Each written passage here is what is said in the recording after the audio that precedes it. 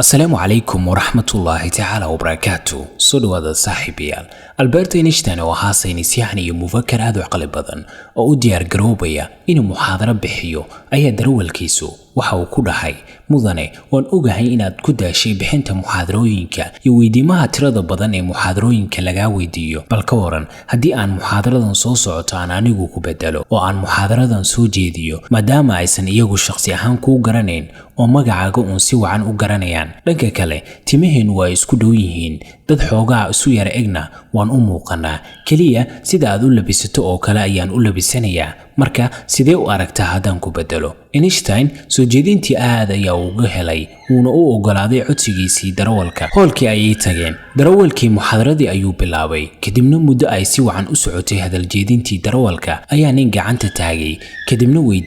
weydiin aad u adag darawalkii isagoo u malaynaya inuu yahay Albert